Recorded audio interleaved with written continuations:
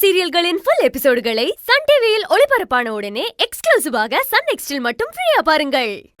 யோசிச்சு பார்த்தா செழியனுக்கு நீ எந்த விதத்திலயும் பொருத்தமா இல்லைன்னு உனக்கே புரியும். ஒரு துளி அளவு கூட நீ அவனுக்கு தகுதி இல்லைன்னு உனக்கே தெரியும். இது எல்லாத்தையும் தாண்டி ஒரு உண்மையான காதல் இருக்கு பாட்டி. அந்த காதல் பணம், காசு, சொத்து, சொகம், அந்தஸ்து, அதிகார பலம், ஏற்றத்தாழ்வு, உயர்ந்தவன் தாழ்ந்தவன் என்ற பேதம் இது எதையுமே பார்க்காது. அன்பை மட்டும்தான் பாட்டி பார்க்கும்.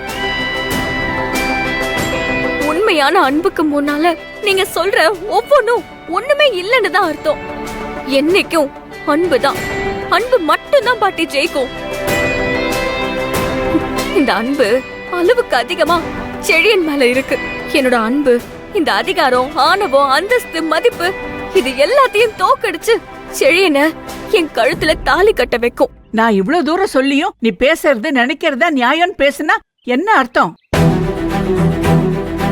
நான் என்ன சொன்னாலும் கேட்க கூடாதுங்கிற முடிவோட தான் இருக்கியா? அப்படி இருந்தா இனி ஆதிசங்கர் வீட்டுல உனக்கு இடம் கிடையாது.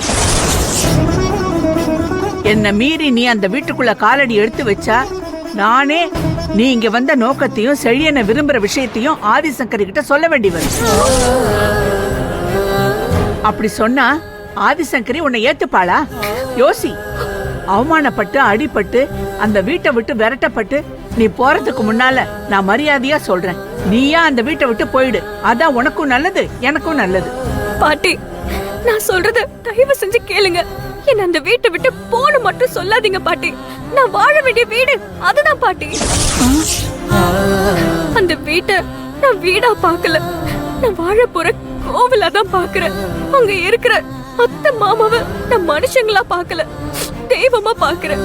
தயவு செஞ்சு அவசரப்பட்டு ஆதிசங்கரி அத்தை கிட்ட உண்மையை சொல்லி என்ன அந்த வீட்டை விட்டு விரட்ட நினைக்காதீங்க. உங்க கால்ல விழுந்து நான் கெஞ்சி கேக்குறேன், என்ன புரிஞ்சுக்கோங்க பாட்டி. உங்ககிட்ட பேச எனக்கு விருப்பம் இல்ல. மரியாதையா இந்த கோயிலோட ஓடி போயிடு. மீறி அந்த வீட்டுக்குள்ள வந்தேன்னா நடக்கிறதே வேற. பாட்டி, அப்படி சொல்லாதீங்க பாட்டி. என்ன புரிஞ்சுக்கோங்க பாட்டி, என்ன புரிஞ்சுக்கோங்க. என் காலை பிடிச்சு கெஞ்சி அழுதா நான் உனக்கு துணையா வருவேன். உன்னை அந்த வீட்டுக்குள்ள சேர்த்துக்குவே நினைக்கிறியா? ஆதிசங்கரி கிட்ட உன்னால துரோகிங்கிற பேரை நான் வாங்கிக்கணுமா? அந்த கடவுளே நேர்ல வந்து காயத்ரி தான் உன் வீட்டு மருமகன் சொன்னா கூட ஆதிசங்கரி ஒத்துக்க மாட்டா. முடிவா நீ என்ன சொல்ற? மனச மாத்திக்கிட்டு வீட்டுக்கு வர போறியா, இல்ல பிடிவாதம் பண்ணிக்கிட்டு வீட்டை விட்டு போறியா? ரெண்டுல ஒண்ணு, நீயே முடிவு பண்ணிக்கோ.